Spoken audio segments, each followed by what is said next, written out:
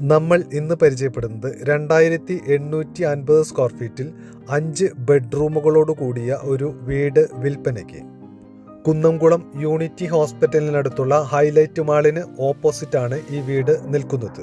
Thrissur Kunnamkulam ഹൈവേക്ക് frontage ഉണ്ട് ഈ വീടിന്. 18.5 സെന്റിലാണ് ഈ വീട് നിൽക്കുന്നത്.